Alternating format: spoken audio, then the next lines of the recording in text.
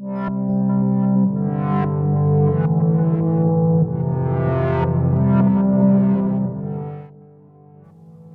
buenas tardes a todos. En esta charla veremos algunos o todos estos puntos.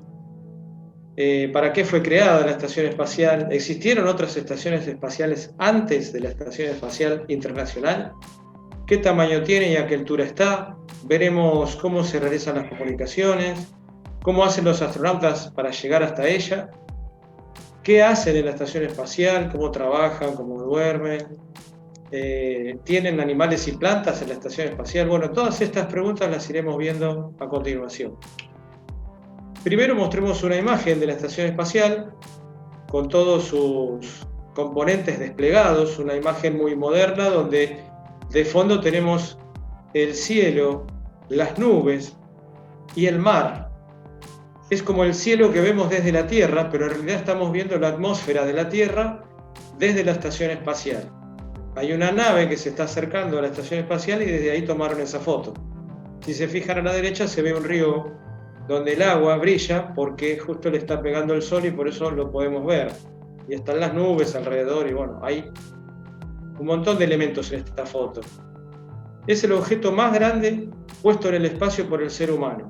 Es un conjunto de módulos, como si fuera un tren, que se ubican en el cuerpo principal, uno a continuación del otro. Esos módulos fueron fabricados por diferentes países y funcionan como un laboratorio o centro de cómputos, tienen un centro de comunicaciones, talleres de reparación, depósito para los trajes espaciales, tienen un gimnasio y también hay zonas de descanso para la tripulación. Igualmente, los elementos que más se destacan son los paneles solares. Los paneles solares son importantísimos porque utilizan el sol para convertir la luz del sol en energía eléctrica. Las baterías que tiene la nave se recargan cada vez que los paneles solares juntan esta energía y la guardan en esas baterías. ¿Para qué se usa la electricidad? Para todo, porque por ejemplo desde el aire que respiran los astronautas hasta el agua que pueden beber, la regulación de la temperatura, las comunicaciones, las herramientas que se usan en la estación espacial, todas las cosas son eléctricas y además la iluminación. Los paneles blancos que vemos en esta parte en la parte central de la diapositiva son paneles radiadores de calor. Y vertical, justo debajo del sol, vemos una especie de torre que no es nada más y nada menos que una de las naves que se utilizan para llegar a la estación espacial, para enviar comida y los astronautas. Acá vemos un detalle un poquito más en otro ángulo de los paneles solares. Son bastante amplios, podrían cubrir una cancha de fútbol. Son móviles y siempre están apuntando al sol. Aunque la estación espacial no tiene luces, son tan amplios que cuando refleja la luz del sol podemos ver la estación espacial desde la Tierra. Acá está la serie de componentes que forman la estación espacial, los paneles solares, estas líneas grises oblicuas que vemos ahí, y una fila de estos componentes que van unos detrás de otros, lo que decíamos antes, fabricados por diferentes países, diferentes componentes. Algunos son elementos para hacer experimentos y otros para asegurar la supervivencia dentro de la estación espacial. La estación mide más o menos 100 por 100 metros con unos 30 metros de profundidad. Pesa más de 400 toneladas y se mantiene a una altura de unos 400 kilómetros. Da una vuelta alrededor de la Tierra en 90 minutos. La estación espacial se encuentra dentro de la atmósfera terrestre en una capa que se llama termosfera. Se mantiene gracias a un impulso que recibió inicial de unos 28.000 kilómetros por hora. Eso es lo que se conoce como velocidad orbital. Para que algo se pueda mantener en órbita y no se caiga por la atracción gravitacional de la Tierra, ni salga despedido al espacio por exceso de velocidad, tiene que conservar esta cantidad de kilómetros por hora. debido a la presión de las partículas de aire que todavía a esa altura de la atmósfera existen, la estación espacial es como que es frenada y al reducir esa velocidad tiende a caer, pero tiene todo un sistema de giroscopios que le da un impulso para elevarla cada vez que necesita hacerlo. El proyecto de la estación espacial es un proyecto internacional. Funciona como un laboratorio donde se pone a prueba la capacidad del ser humano para vivir en el espacio. El espacio es un lugar muy agresivo para los seres humanos y cualquier ser vivo. Tenemos primero la falta de oxígeno, la falta de aire. Segundo, el frío intenso que hace en las zonas oscuras. Y tercero, la luz del sol directa puede destruir los tejidos y puede dañar todo lo que es vivo. Los equipos de astronautas que acceden a la estación espacial se reemplazan periódicamente. Algunos de ellos retornan a la estación espacial periódicamente, ¿verdad?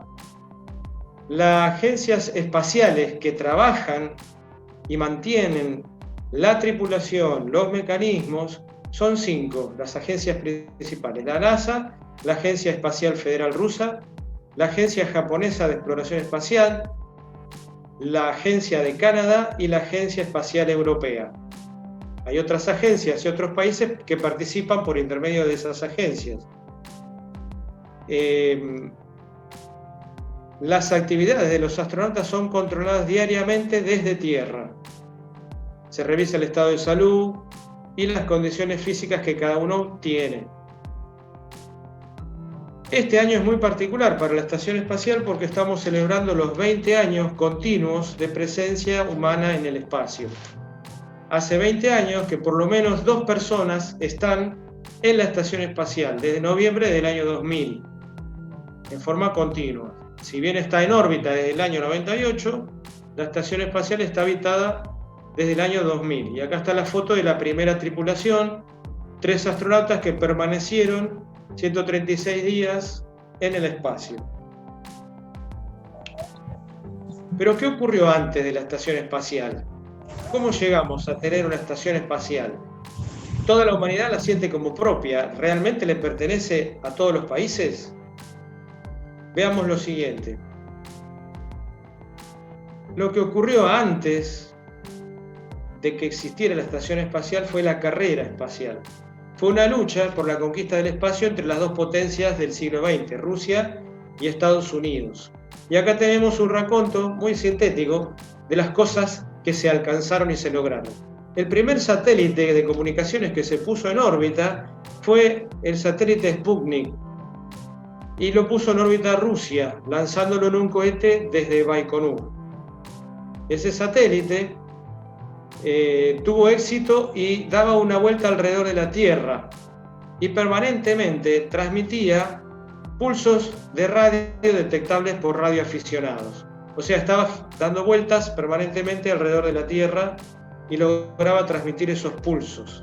El Sputnik 2, lanzado casi en poquitos días de diferencia, logró poner un ser vivo en el espacio que se llama la perrita Laika, que todos recordarán, que estuvo en órbita durante 10 días y llevaba un equipo de supervivencia, oxígeno, tenía controles para establecer el ritmo cardíaco, si lograba dormir el animal. Bueno, se investigó mucho a partir de las experiencias que se tuvo con este animal.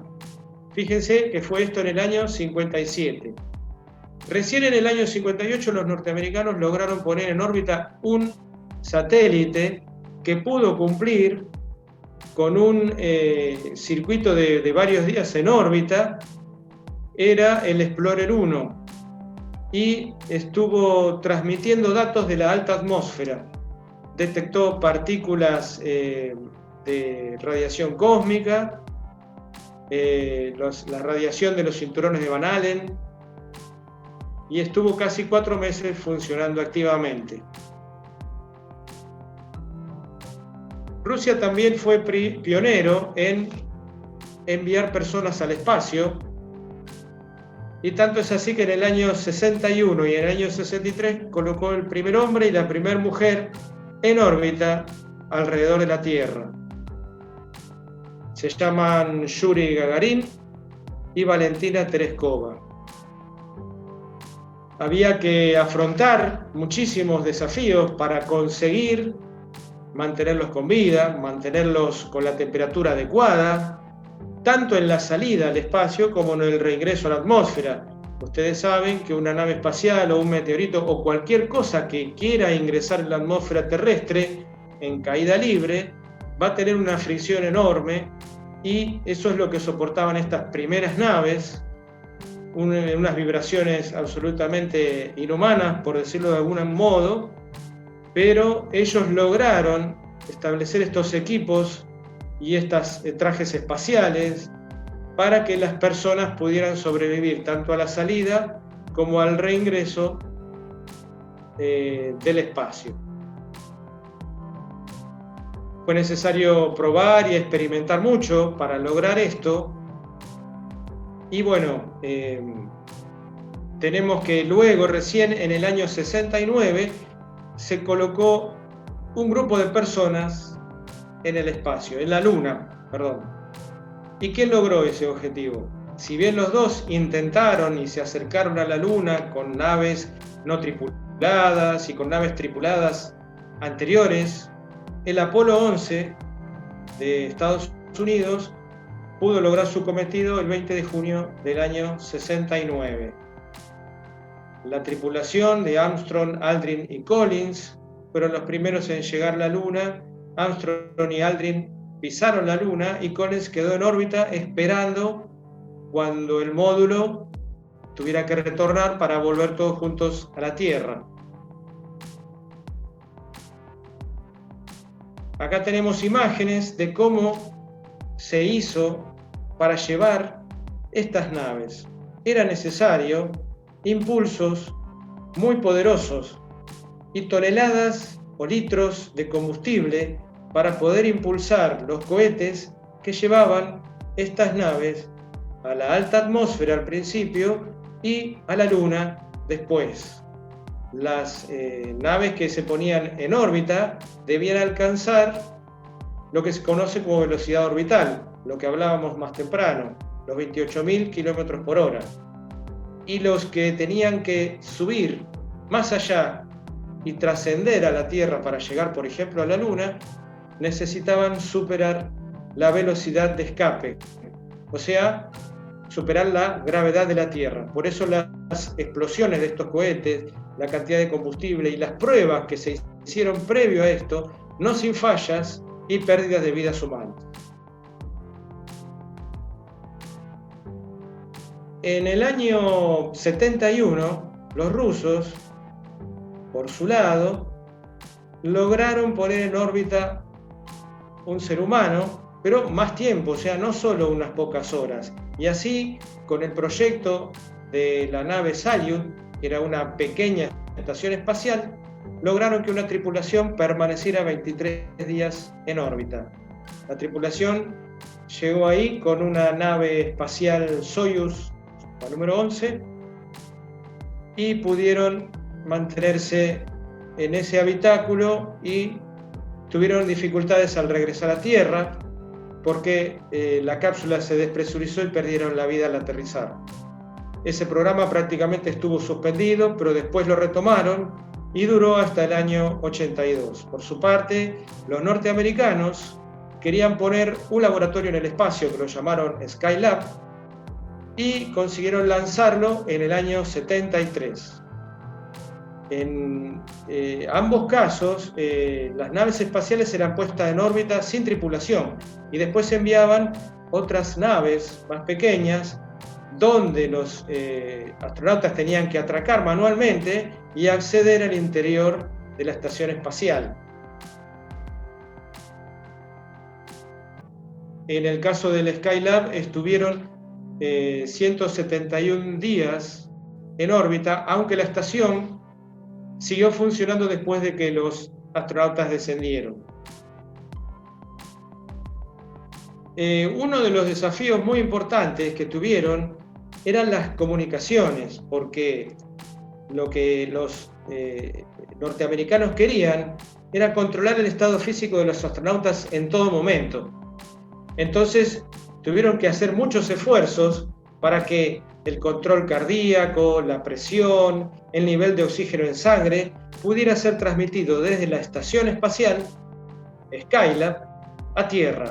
Y no alcanzaba con tener una sola antena en el país, en Norteamérica, porque la estación espacial daba una vuelta a la Tierra y podía estar en contacto prácticamente menos de 10 minutos. Entonces desplegaron muchas antenas en tierra, barcos con antenas a lo largo de todos los mares, aviones, y con eso lograron su objetivo, que es testear permanentemente cómo se encontraba la tripulación en el Skylab.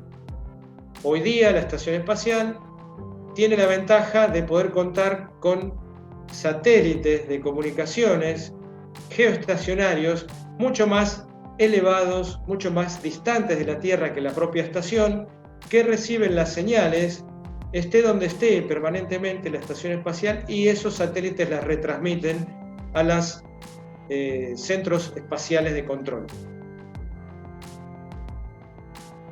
Pero cuando todos pensaban que iban a seguir su mundo por separado, tanto los norteamericanos como los rusos, llegó un momento que se terminó la Guerra Fría y surgió un espíritu de colaboración.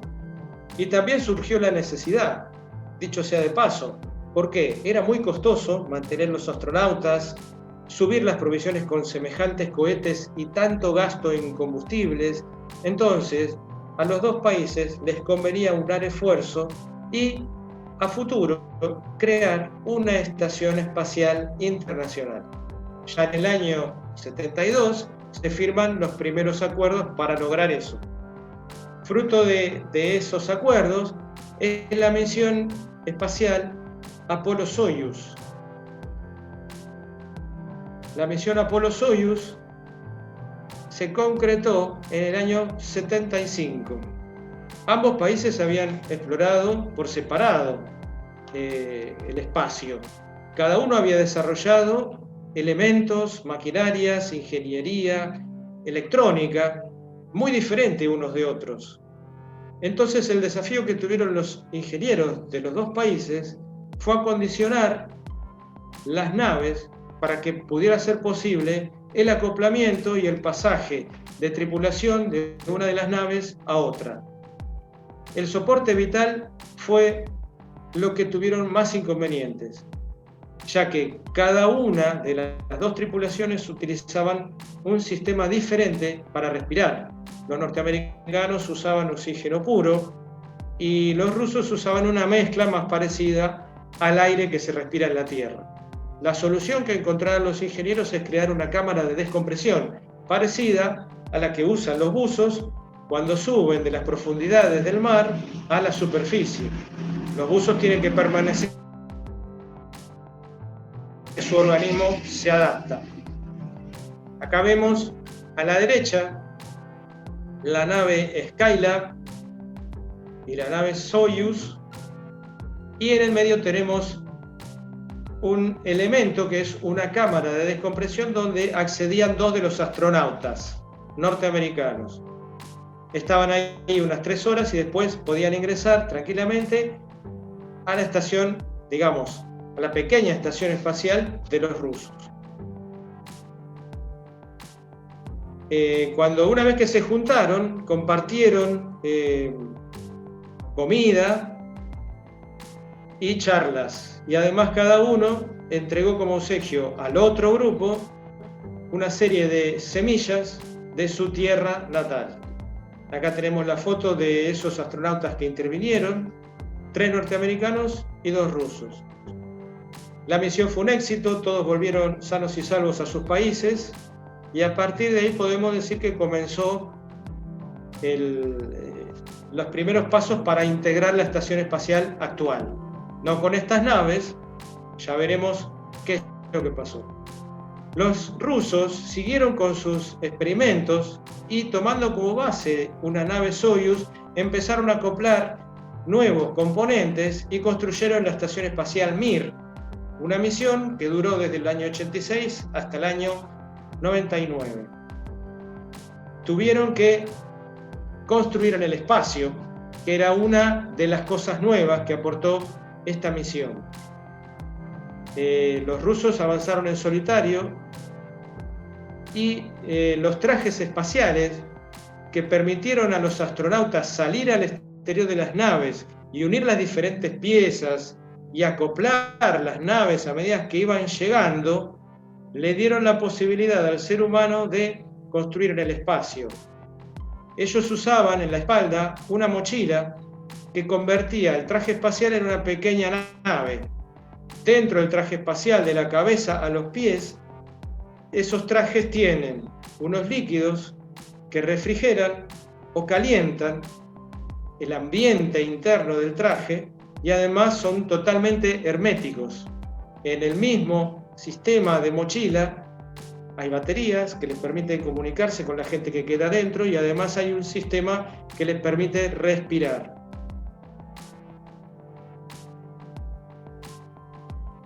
Durante 13 años, el proyecto de la Mir funcionó muy bien. Y en el año 97, a medida que los materiales se desgastaban, se produjo un pequeño incendio eléctrico que pudieron sofocar. Luego, al acoplar una de las naves Progress que traía suministros, también hubo algunos destrozos y rompieron algunos elementos. Pero en general podemos decir que fue una misión muy exitosa y gracias a las habilidades de los astronautas rusos es que el día de hoy tenemos la estación espacial que conocemos. La estación espacial necesita que los astronautas y los suministros lleguen hasta ahí.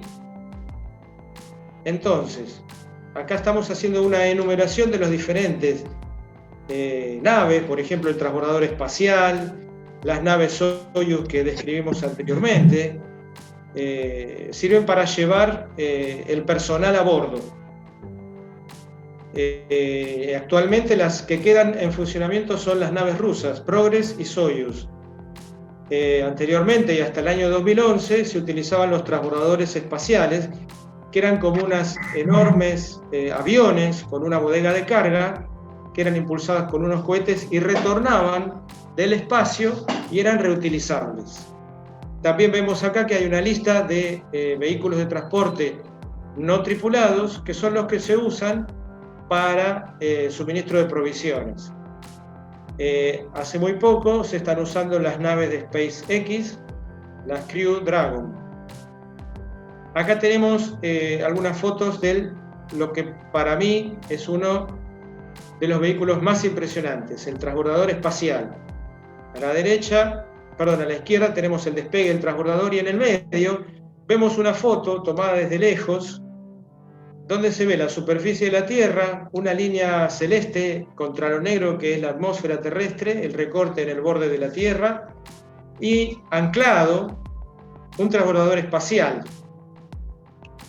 Acá tenemos un detalle más cercano donde se destaca la cabina del transbordador, la trompa bien arriba. A continuación vemos el túnel de comunicación donde acceden los astronautas a la estación espacial. Y más abajo, siempre dentro de la misma estructura, vemos como una bodega donde hay un elemento que todavía no ha sido retirado de su interior. Vemos también como la bodega tiene como unas tapas que en realidad son radiadores para eliminar el calor del aparato. Y las alas bien en el extremo inferior izquierdo.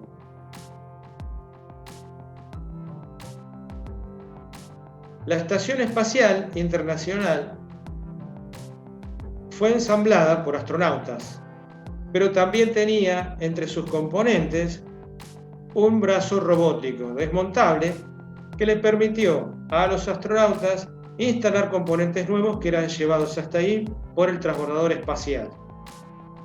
Un detalle de esta foto nos muestra el transbordador espacial. También vemos la cola del transbordador, la bodega de descarga. También tenía el transbordador un brazo articulado que le permitía descargar esos módulos. El astronauta finalmente tenía que hacer el trabajo manual de ajustar los tornillos con las herramientas especiales que contaba. Vemos acá una foto al traje del astronauta. Los detalles que podemos ver son unos guantes bastante flexibles, una escafandra que lo protege del sol, un vidrio muy oscuro que evita que los rayos ultravioletas dañen la vista del astronauta y además reducen ese blanco intenso donde se refleja el sol. Sobre la izquierda vemos de nuevo el transbordador espacial. Así que tenemos un detalle del traje espacial que se utiliza en la estación. Como comentario, podemos decir que Pablo de León, a quien llaman en Norteamérica el sastre de la NASA, es argentino y director del Laboratorio de Vuelo Espacial Humano del Departamento de Estudios Espaciales de la Universidad de Dakota del Norte. Pablo nos cuenta que los trajes de la estación espacial son 4 y fueron diseñados en la época del transbordador espacial. Nunca se diseñó un traje especial para usar en la estación. Además, como la vida útil de la estación espacial era menor a la que finalmente tuvo, la inversión para el desarrollo de un nuevo traje era muy grande y como que siempre fue desestimada. Pablo de León está trabajando en este momento en el diseño de los trajes que se usarán para el regreso de astronautas a la Luna y para la exploración futura del planeta Marte. Es un orgullo para nosotros saber que un ingeniero aeroespacial nacido en Argentina logró un reconocimiento internacional tan grande. Desde la Tierra se envía comida a los astronautas, también se envía agua, utilizando en este momento las naves rusas, las Soyuz. Acá vemos otro detalle, en vertical, la nave oscura, que se recorta ahí contra el fondo de la Tierra, que tiene sus propios paneles solares, que tiene un encastre con la estación espacial parecido al túnel que veíamos antes en el transbordador. Y en esas naves se envían desde Tierra también los experimentos que van a llevar adelante los astronautas. Por todo el ejercicio físico que tienen los astronautas y por la cantidad de energía que tienen que consumir a lo largo de un día, necesitan alimentarse muy bien. Entonces, y otra cosa muy importante, la falta de gravedad hace que los huesos y los músculos trabajen de manera muy diferente a como lo hacen en la Tierra. Entonces los alimentos que reciben los astronautas tienen muchísimas calorías. El mínimo para consumir diariamente de un astronauta es 3.200 calorías. Y no pueden faltar verduras, legumbres y bebidas que viajan en envases especiales. La comida y la bebida que reciben los astronautas es sometida a un proceso que le elimina el agua del sobre en el que están envasados y además las congela. Es el proceso conocido como liofilización. Los astronautas, para comer esto en el espacio, es como que tienen que aprender nuevamente a hacerlo, porque es difícil en poca gravedad, o mejor dicho, es difícil masticar estos elementos, así que es como que tienen que hacer un aprendizaje nuevo cuando están en tierra antes de viajar. Hablábamos hace un rato de que los huesos, al estar en el espacio, pierden su fortaleza. Entonces, la solución que se encontró es que los astronautas practiquen a diario ejercicios físicos. El principal ejercicio es el entrenamiento en cinta de correr. En el módulo número 3 de la estación espacial está esta cinta. Del lado izquierdo vemos a este astronauta que muestra en primer plano una cuerda con un elástico y muestra también un arnés que se está por colocar, lo vemos puesto a la derecha. Esa cuerda le permite estar firme sobre la cinta y puede realizar el esfuerzo de correr como si estuviera en tierra. Debajo a la izquierda vemos un monitor que controla el trabajo que está haciendo cardíaco, la respiración. Todo eso es leído por los entrenadores en tierra y, de ser necesario, modifican la ejercitación particular de cada uno de los astronautas. Otra de las cosas que es interesante que veamos, cómo duermen los astronautas, cómo descansan. Bueno, tienen un día activo, tienen un horario para realizar sus tareas, un horario para comer y un horario también para dormir. Ellos duermen en bolsas. Las bolsas están sujetas al cuerpo del astronauta con velcro, que son unas cintas que les permiten no salirse de las bolsas y se acostumbran y logran dormir con el tiempo, ¿verdad? En la estación espacial, algo que es muy importante, además del oxígeno y cómo van a respirar los astronautas, es cómo van a beber, cómo van a lavarse y si necesitan agua, de dónde la van a sacar. Dijimos antes que hay un suministro de agua periódico, pero la principal forma en que obtienen su agua es a través de un sistema que convierte la orina en agua. Es recolectada la orina, es almacenada y luego procesada por un elemento como este que ven ahí, a la izquierda, y además se puede aprovechar la humedad del aire, de la respiración de los astronautas y el sudor. Hay una empresa que compró los derechos de este mecanismo para poder aprovecharlo en situaciones límite de la Tierra donde hayan ocurrido algún desastre natural y producir en esos lugares agua, o también ser suministro de agua en áreas remotas. Otro de los elementos que es permanentemente reciclado en la estación espacial es el aire. Del aire se elimina el CO2 que expulsa la tripulación con su aliento. El proyecto está a cargo de una empresa que se llama Skytree. Los fundadores se conocieron en la Agencia Espacial Europea y consiguieron una licencia para trabajar sobre esto. Para viajar al espacio, los astronautas, mejor dicho, antes de ser astronautas, los candidatos que se presentan en las agencias espaciales de todos los países son miles, pero son muy pocos los que quedan seleccionados. Se los elige a partir de las carreras universitarias que ya han realizado y deben tener una especialización. Luego tienen que pasar exámenes, tanto psicológicos como de salud, y por fin los que quedan deben cumplir un entrenamiento. La carrera de astronauta empieza entre los 27 y los 37 años de edad. Una vez que los astronautas suben a la estación espacial, lo que conviven en esa estación espacial un montón de especialidades, vamos a decir. Hay biólogos, físicos, médicos, ingenieros, pilotos de aviación.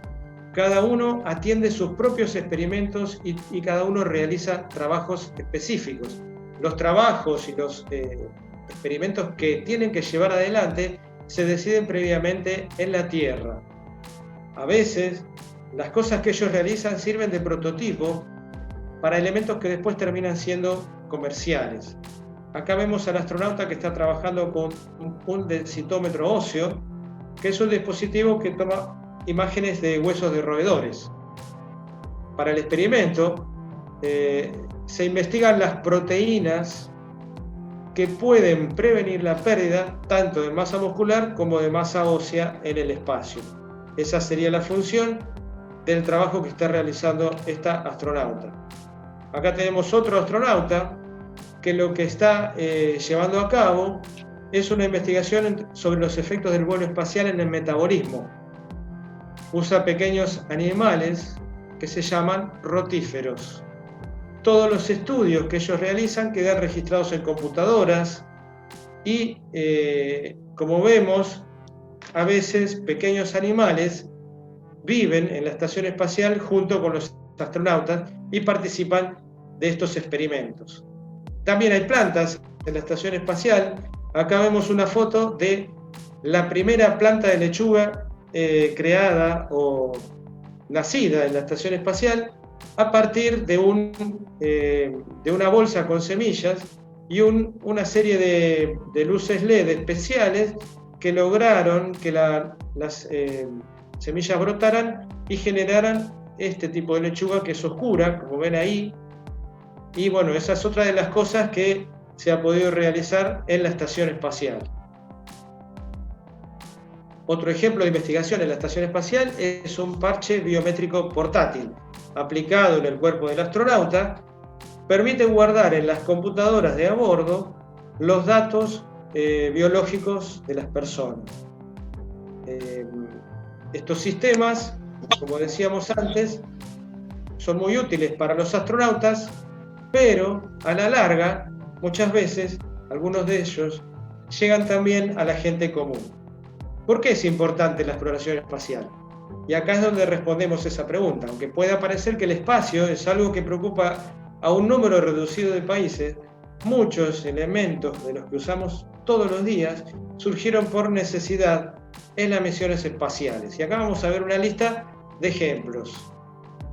Tenemos como primer elemento arriba a la izquierda el microondas, que como todos sabemos sirve para calentar las partículas de agua que están en los alimentos y de esa manera calentar alimentos o quitar los alimentos de un periodo de congelación al que fueron sometidos. El velcro es otro de los elementos que fue utilizado primero en el espacio para unir prendas o fragmentos de las prendas o los guantes de los astronautas. El tercer elemento, los pañales descartables de los bebés, primero se usaron en el espacio en las caminatas espaciales como pañales para adultos para los astronautas, ya que una vez que se ponen el traje espacial, se lo acondiciona, se verifica que está completamente en funcionamiento y el astronauta sale, hace su tarea y vuelve a ingresar, pueden pasar muchas horas. Entonces, los pañales descartables eran una necesidad. Abajo también vemos un ejemplo de una virome presurizada que permite expulsar la tinta y se puede escribir aunque no haya gravedad. El código de barras para clasificar elementos, la cantidad de elementos que hay en una estación espacial es muy grande. El código de barras fue inventado también en las misiones espaciales. El GPS, el localizador global de posición de un objeto, que hoy lo vemos en los celulares incluso, y también los celulares, fueron usados primero en la estación espacial y en las exploraciones en general del espacio. Los celulares y las pantallas táctiles como las conocemos hoy, las tablets, eran mecanismos más eficientes para el uso cuando un astronauta salía al exterior a realizar sus tareas. Acá tenemos nuevos elementos que también vieron su inicio en el espacio. Por ejemplo, un taladro sin cables fue el que utilizó Armstrong para perforar piedras en la Luna. Los sensores de infrarrojo, un poquito más abajo, que están tan de moda a culpa de esto que está azotando al mundo al día de hoy, la pandemia, se utilizan ahora en termómetros para medir la temperatura de las personas a distancia. Los monitores cardíacos se usaron primero en la estación espacial, las comidas deshidratadas que dieron origen a los cubos de caldo también se usaron primero en el espacio, el teflón, que acá vemos una cinta de teflón, pero que en verdad se usa en múltiples utensilios de cocina. Y otra cosa a destacar son las lentes de contacto, cuya primera función fue proteger a los astronautas de los rayos ultravioleta del Sol. Vemos a continuación una imagen de un astronauta mirando hacia una escotilla y debajo de esa escotilla seguramente estará la Tierra. ¿Por qué vemos esta foto? Bueno, porque los astronautas, además de toda su tarea semanal, tienen un día libre a la semana. Y en ese día pueden tomar fotos de la Tierra y las pueden publicar en sus redes sociales. Al día de hoy hay astronautas como Luca Parmitano, que vimos antes, que tienen su cuenta civil, digamos, en Internet, y las personas pueden votarlo y seguirlo para ver los nuevos logros o las nuevas imágenes que sube a diario. Las cámaras de foto también tienen muchos componentes que no se conocían antes de la exploración espacial. Por ejemplo, la utilidad para estabilizar el movimiento en una cámara de foto, que hoy también la tienen los celulares tan pequeños, fue utilizada por primera vez en los satélites espías de ambas naciones. Ya acercándonos al final, vamos a explicar cómo hacen los astronautas para volver al espacio. Antes, hasta el 2011, los astronautas subían a un transbordador y desde ahí reducía la velocidad del transbordador y entraba en la atmósfera. En la atmósfera, atraído por la gravedad terrestre, era sometido a unas temperaturas altísimas, se perdía la comunicación en esos momentos, pero luego el transbordador lograba, haciendo el esfuerzo de apoyarse en el aire de las capas inferiores de la atmósfera, lograba llegar a buen aeropuerto y ahí dejaba a sus tripulantes. En el día de hoy, en la actualidad, las naves que se utilizan son las naves Soyuz. Las naves Soyuz son esas que estuvimos viendo hasta ahora, y acá tenemos una tripulación, donde hay un capitán que se hace cargo y un capitán que se va. Es lo que se llama el relevo de tripulantes. Cada vez que una tripulación baja, queda otra con una persona a cargo, que es el comandante, y cada uno se saluda, abren las escotillas, ingresan a la nave y se desprende la nave de la estación espacial. Dicho esto, acá vamos a ver un ejemplo de cómo descendieron en 2016 los astronautas. ¿Desde qué vemos las imágenes? Vamos a ver un video. Las imágenes que vemos ahora es a partir de que la nave ya atravesó esa fase de calentamiento y puede desplegar sus paracaídas.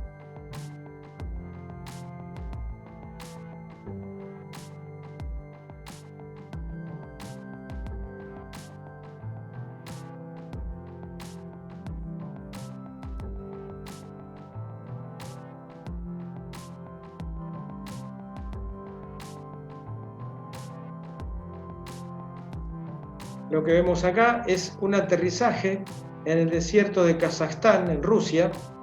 La parte que más se destaca es el paracaídas enorme que sostiene la cápsula, y la cápsula es solamente una de las partes de la nave Soyuz que vimos primero, que era un elemento bastante alargado y con paneles solares. Lo que ingresa a la atmósfera es una porción que es justamente donde están los astronautas.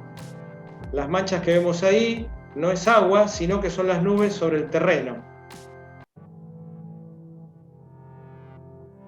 Una diferencia con los aterrizajes, con los amarizajes de los norteamericanos cuando volvían de la Luna, es que ellos caían en el agua y las naves rusas caen en tierra.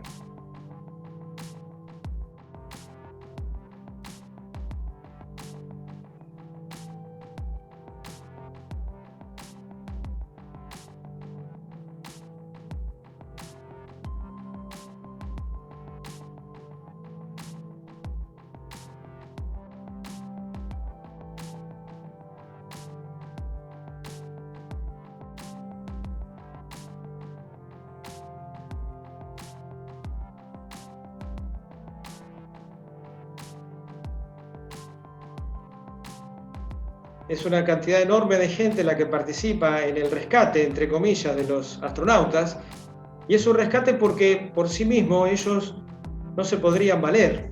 Acuérdense que estar alejados de la gravedad de la Tierra debilita sus músculos y sus huesos. Al lado de ellos están los médicos, le están haciendo un control de oxígeno. Inmediatamente después les permiten hablar con sus familiares a través de celulares. Y todavía sin haberse retirado los trajes espaciales, son llevados a una instalación especial donde se quitan todos estos elementos y vuelven a sus bases de entrenamiento. Fíjense que acá vemos una estepa rusa, muy característica, y los vehículos son anfibios. ¿Por qué pueden existir en estas regiones pantanos? También hay helicópteros y están preparados para cualquier eventualidad. Cuando la cápsula aterrizó, ya se sabe si los astronautas están bien. Y bueno, han hecho tantos viajes ya que es como una cosa muy probada.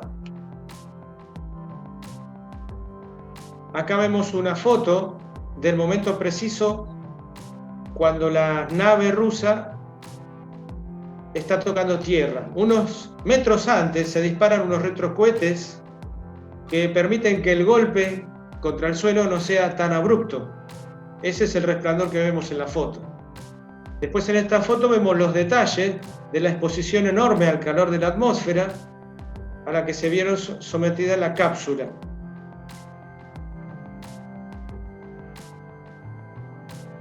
Cuando el astronauta está saliendo de la cápsula espacial, se abrió la escotilla y entonces lo retiran, lo tienen que ayudar porque, bueno, su organismo tiene que adaptarse de nuevo a respirar en esta presión y a moverse. Entonces es una experiencia dura, pero ya por lo menos están en tierra. Luego son trasladados en sillas.